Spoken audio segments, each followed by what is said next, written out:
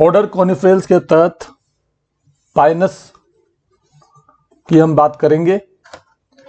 इसकी बात करने से पहले एक वीडियो आपको दिखाना चाहूँगा जिसमें एनिमेशन के द्वारा जिम्नोस्पर्म के बारे में बताया गया है, उसकी लाइफ साइकिल के बारे में बताया गया है। तो देखिए वो video. Such as Pinus, Cedrus and Cycas growing in the cooler regions of India. All of them are gymnosperms. A group of plants in which the ovules are not enclosed by an ovary wall and remain exposed or naked before fertilization as well as post-fertilization when they develop into seeds. These seeds germinate to give rise to new plants. If you take a look at the morphology of gymnosperms, you will notice that most of them have tap roots. Moreover, in some genera, such as Pinus, the roots have a fungal association in the form of mycorrhiza, while in other genera, such as Cycas, small specialized roots called coralloid roots have an association with N2 fixing cyanobacteria. The stems of a gymnosperm can be branched or unbranched, and the leaves can be compound as in Cycas or simple as in Ginkgo. Moreover, these leaves are well adapted to withstand extreme climatic conditions as seen in balsam fir. Its needle-like leaves reduce the surface area, which in turn reduces loss of water due to transpiration. Even the thick cuticle and sunken stomata on the leaves reduce the rate of water loss. The reproductive structure of a gymnosperm is called a strobilus or a cone. And gymnosperms have both male and female strobili. Interestingly, the strobili may be born on the same tree as seen in Pinus, or on different trees as seen in Cycas. The male strobilus has spirally arranged leaf-like structures called microsporophylls, which bear microsporangia, a structure that produces haploid microspores. A few microspores develop into male gametes called pollen grains, and the rest degenerate. Another name for male strobili is microsporangia. The female strobilus is a cluster of megasporophylls which bears ovules containing the megasporangium or nucellus. The megasporangium, surrounded by a layer of envelopes, produces haploid megaspores and a megaspore mother cell which looks distinctly different from the other megaspores. The megaspore mother cell undergoes meiosis to give rise to 4 haploid megaspores. One of these spores develops into a multicellular female gametophyte. The female gametophyte further bears 2 or 3 female sex organs called archegonia, which develop inside the ovule. The development of archegonia is followed by the fertilization process, during which pollen grains released from the microsporangium are carried by air currents and come in contact with the micropyle, an opening in the ovules.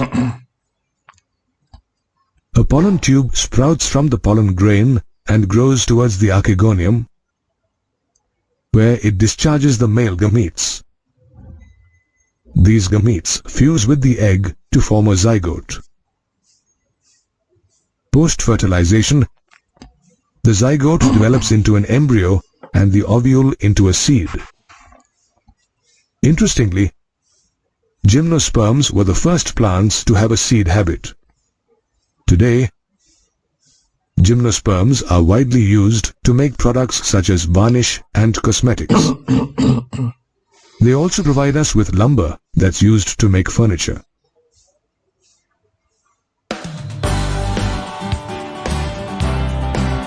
इस तरह से हमने देखा इस video में, ये शिक्षा house की प्रेजेंटेशन है। अब हम आगे बात करेंगे। हम बात करते हैं अब पाइनस के बारे में। आपने इसमें वीडियो में देख लिया है। अब हम बात करेंगे कि पाइनस का जो है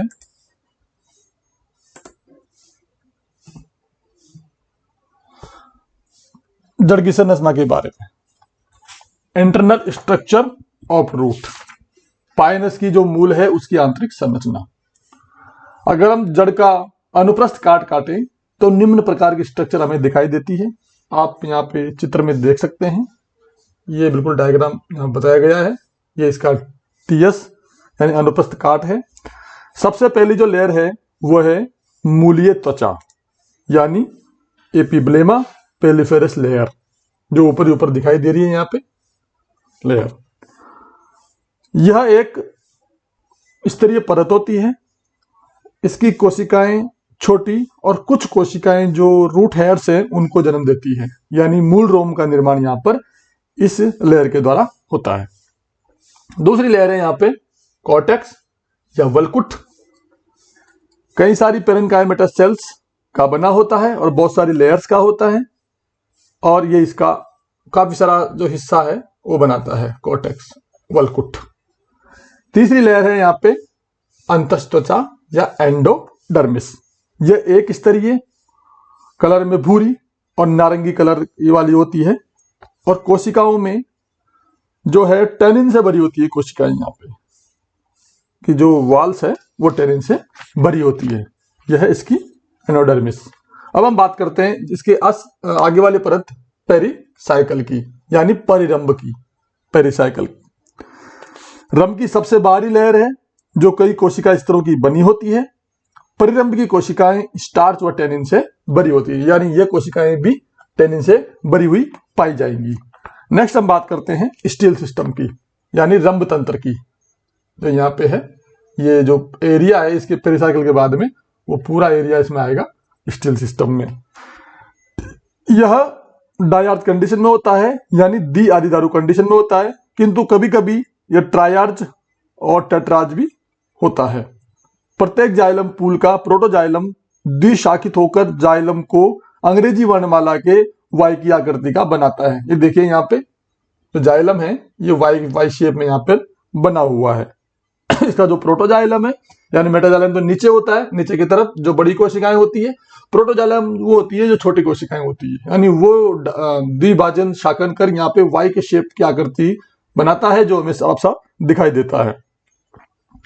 और जो दोनों भुजाएं हैं वायु की, इनके बीच में एक रेजिन डक्ट पाई जाती है। यहाँ पे रेजिन डक्ट लिखा हुआ है, रेजिन कैनाल। ये देखिए यहाँ पे ये रेजिन कैनाल यहाँ पर पाई जाती है।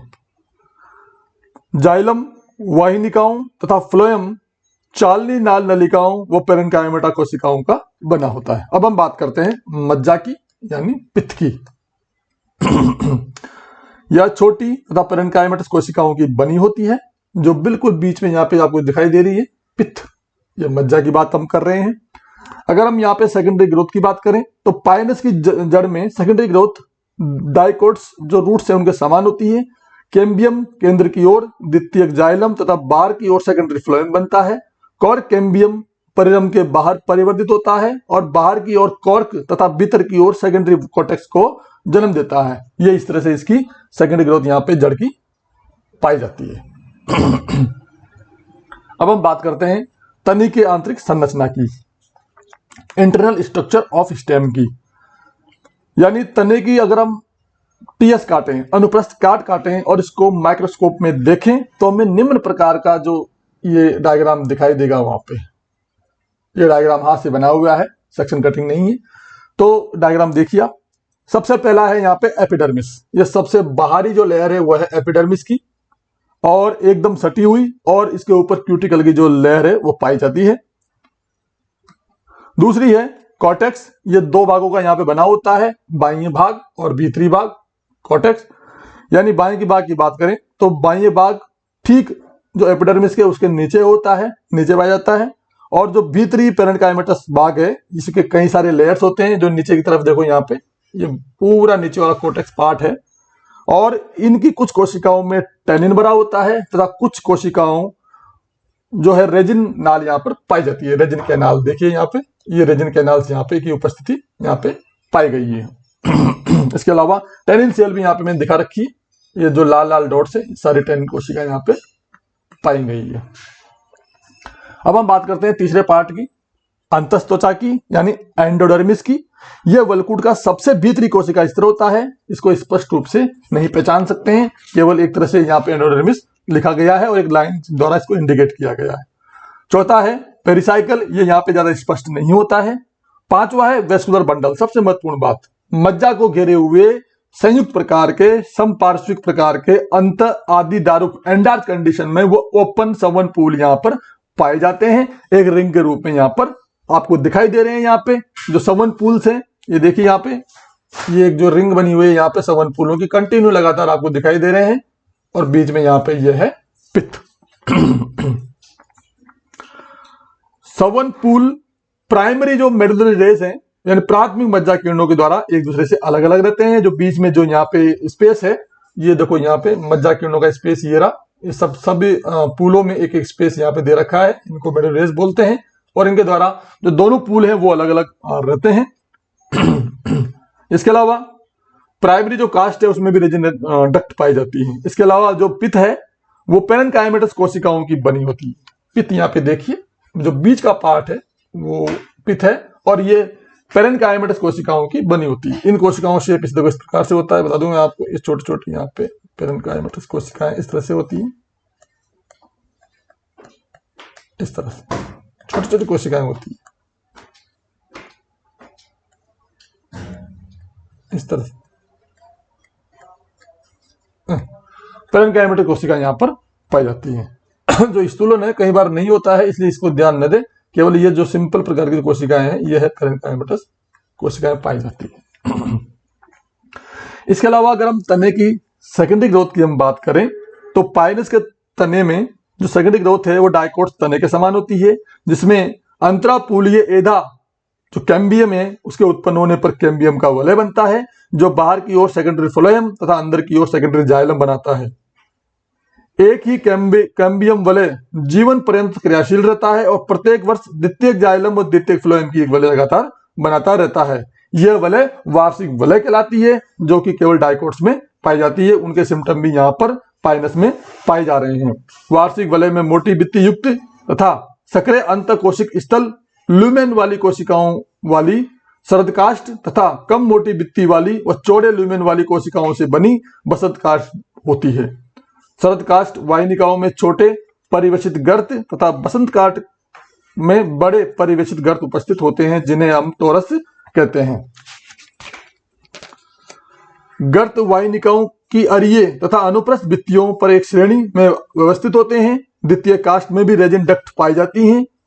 परिवेशित गर्तों के बीच में अर्धचंद्राकार श्रेणियों की पट्टियां भी उपस्थित होती है, जो सेलुलोज की और पेक्टिन की बनी होती है। टाइलोसोइड्स के बनने से वाहिनिकाएं क्रियाहीन हो जाती हैं। इसके अलावा हम बात करते हैं सेकेंडरी जो मज्जा किरणें, उनकी बात कर रहे हैं। ये कैम्बियम की क्रियाशीलता से बनती है। ये 2 से 12 कोशिक ऊंची तथा 1 कोशिकी चौड़ी होती है।